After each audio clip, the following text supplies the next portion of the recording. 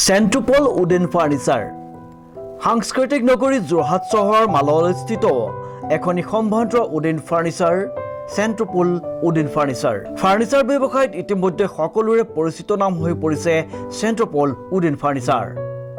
চালে চকু ৰৈ যোৱা অত্যাধুনিক উন্নত মানদণ্ডৰ উডেন ফাৰ্ণিচাৰসমূহে সকলোৰে মন মোহিব পাৰে।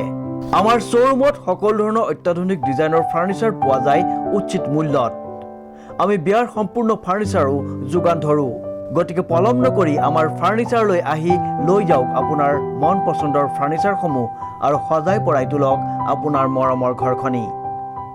উল্লেখযোগ্য যে আমাৰ নিজা কাৰখানাত অভিজ্ঞ কাৰিকৰৰ দ্বাৰা আমাৰ ফাৰ্ণিচাৰসমূহ নিৰ্মাণ কৰা হয়, য'ত মানদণ্ডৰ কোনো ধৰণৰ আপোচ কৰা নহয়।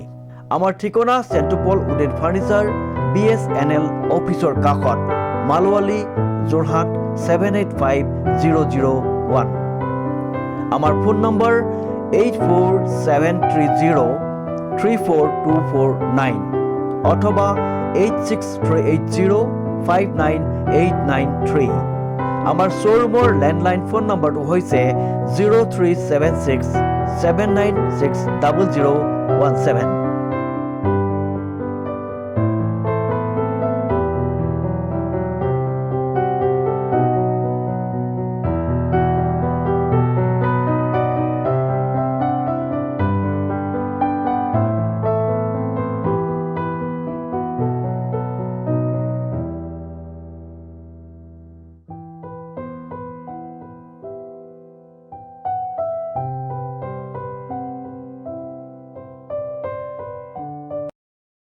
নমস্কাৰ, নিউজ ষ্টাৰ সমূহ দৰ্শকক স্বাগতম জনাই ষ্টুডিঅ'ত মই অনুপম বৰা। চাওঁ আহক কি আছে আজি আমাৰ সংবাদত।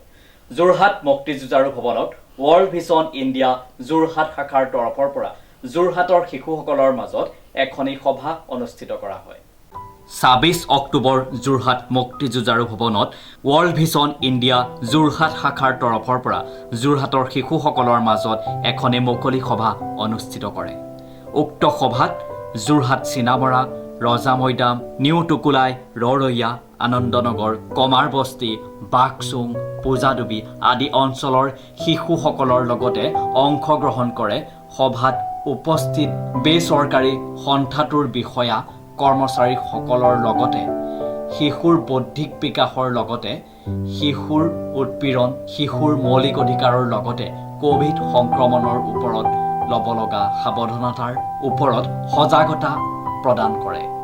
সভাৰ শেষত ক'ভিড প্ৰটোকল মানি শিশুসকলৰ মাজত চিত্ৰাংকন প্ৰতিযোগিতা, সুস্থ মনোভাৱ, হাত ধোৱা প্ৰক্ৰিয়া, চাফ চিকুণতাৰ ওপৰত সজাগতা দিয়াৰ ব্যৱস্থাৰ লগতে প্ৰীতিভোজৰ আয়োজন কৰে।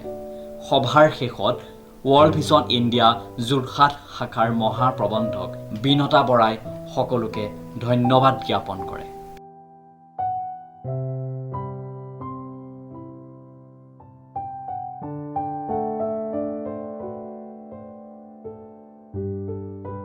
Bureau report, news now 24/7। সমগ্ৰ ৰাজ্যৰ লগতে মণিকাঞ্চন সংযোগস্থল মাজুলীৰ লগতে সাংস্কৃতিক নগৰী যোৰহাটৰ বাবে সুখবৰ কঢ়িয়াই আনিলে চুটি ছবি আলধৰাই। সমগ্ৰ ৰাজ্যৰ লগতে মণিকাঞ্চন সংযোগস্থল মাজুলীৰ লগতে সাংস্কৃতিক নগৰী যোৰহাটৰ বাবে সুখবৰ কঢ়িয়াই আনিলে চুটি ছবি আলধৰাই।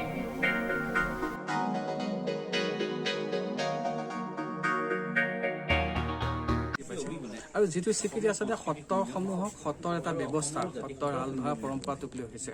যি পৰম্পৰা আচলতে আজি 600 বছৰে আমি যি সংস্কৃতি সাধনা কৰি আহিছোঁ, আমি যি সংস্কৃতি চৰ্চা আৰু সংস্কৃতিক তেওঁলোকে জীয়াই ৰাখিছে।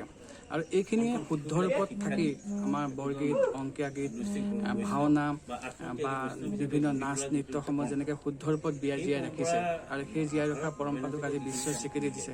মই ভাবোঁ ইয়াতকৈ আমাৰ কাৰণে গৌৰৱৰ কথা আন থাকিব নোৱাৰে। আৰু মই ভাবোঁ যে আলধৰাই দি পাৰ্থ অফ লাইফ আৰু বিশ্বৰ বিভিন্ন প্ৰান্তত জিলিকি থাকক। মানুহে জানক যে আলধৰা পৰম্পৰাটোৱে গুৰু সংস্কৃতিক, অসমীয়া সংস্কৃতিক এটা মুঠি মাৰি ধৰি ৰাখিছে। আৰু যি সংস্কৃতি মানে হৃদয় স্পন্দন হৈছে মাজুলী, আৰু মাজুলীবাসীৰ বাবে ইয়াতকৈ ভাল গৌৰৱৰ কথা মই আনকি পৰম আনন্দ লাভ কৰিছোঁ। শ্ৰীযুত ভৱেন হাজৰিকাদেৱৰ যোগেদি আলধৰাই যিটো ৰাষ্ট্ৰীয় স্বীকৃতি পাইছে আমি ভাবিছোঁ যে 550 বছৰ দিন ধৰি গুৰুজনা প্ৰৱৰ্তিত ধৰ্ম দৰ্শন তথা সংগীতৰ যিটো বুৱতী সুঁতি উদাসীন সত্ৰৰ পৰম্পৰাটোৱে আজি বোৱাই আনিছিলে আজি সেই উদাসীনতাক স্বীকৃতি দিয়া হৈছে এই সৰু অৱস্থাতে নিজৰ মাক বাপেকক ত্যাগ কৰি পেলাই এই উদাসীন সত্ৰসমূহলৈ যিসকল ল'ৰা আহি তেওঁলোকে গোটেই জীৱনটো ধৰ্ম তথা সংগীতৰ যোগেদি তেওঁলোকে অতিবাহিত কৰি পেলাই এই বুৱতী সুঁতিটো যিটো বোৱাই ৰাখিছে যে উদাসীনতাৰ যোগেদি বৰ্তমান সময়ৰ যিটো যুগ বিভীষিকা যিটো হত্যা লুণ্ঠন ঠগ প্ৰবঞ্চনা অবিচাৰ এইবিলাক মাৰি মৰক যিবিলাক এটা সংঘাতৰ সৃষ্টি হৈছে ড্ৰাগছৰ যি অবাধ ব্যৱসায় আৰম্ভ হৈছে গতিকে ইয়াৰ মাজেদি এই গোটেই বিভীষিকা ফালি পেলাই এই উদাসীন পৰম্পৰাৰ যিসকল ল'ৰা ছোৱালী ধৰ্মক দোহাই দি সংগীতক দোহাই দি তেওঁলোকে নিজৰ জীৱন এই সামগ্ৰিক অসমীয়া জাতিৰ সত্তাটোৰ উন্নতিৰ কাৰণে যি আত্মবলিদান দিছে আত্মত্যাগ কৰিছে গতিকে সেইসকলক শ্ৰদ্ধা নিবেদন আমি সকলোৱে কৰা উচিত আৰু এই আলধৰা স্মৃতিচিহ্নৰ যোগেদি আচলতে আন্তঃৰাষ্ট্ৰীয় স্বীকৃতি সেই পৰম্পৰাটোক এটা যথোচিত সন্মান দিয়া হৈছে বুলি আমি অনুভৱ কৰোঁ। মাজুলীৰ পৰা Debajit Bora report news now 24/7।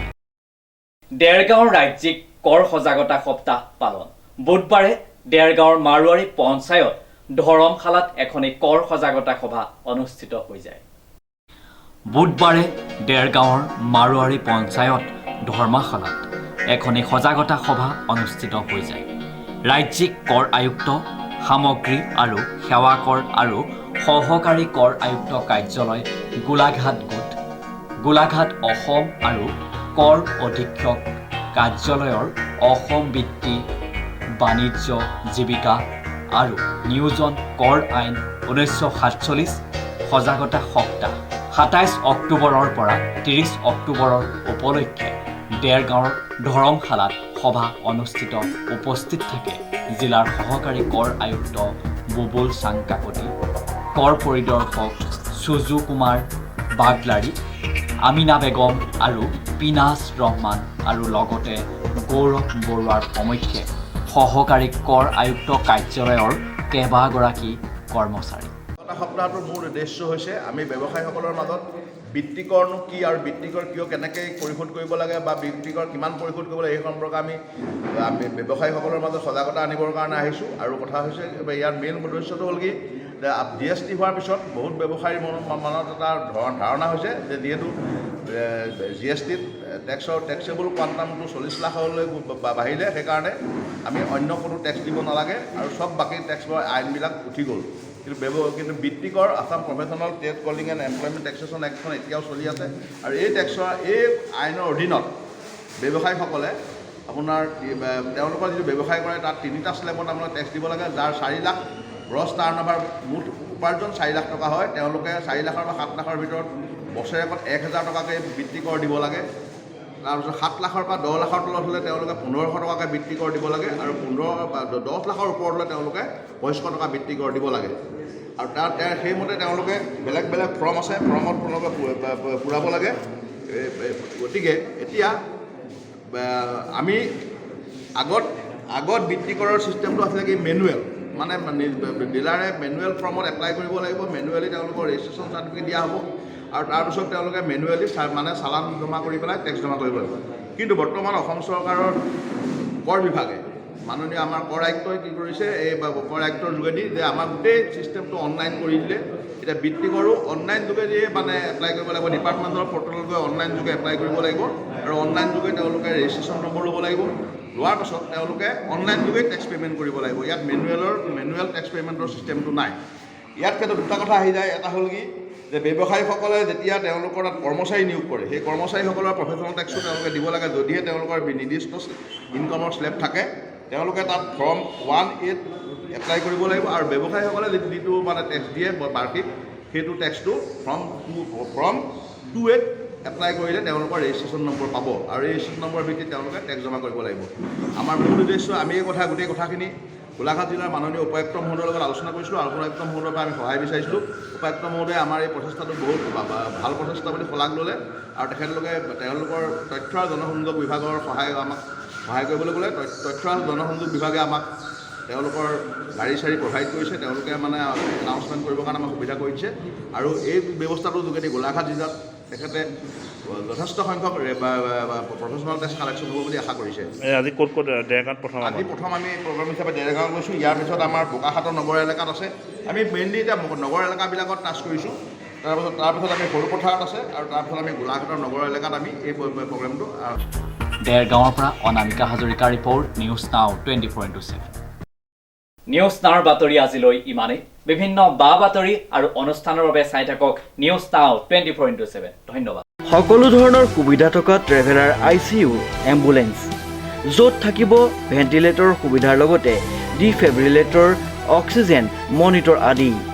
কোনো ৰোগী যদি ডিব্ৰুগড়, গুৱাহাটী বা অসমৰ যিকোনো চিকিৎসালয়লৈ যাবলগীয়া হয় তেন্তে আমাৰ যোগাযোগ নম্বৰ 7002157385 নম্বৰত ফোন কৰিলে আমি ততাতৈয়াকৈ আপোনালোকক সহায় কৰিবলৈ 24 ঘণ্টাই সাজু।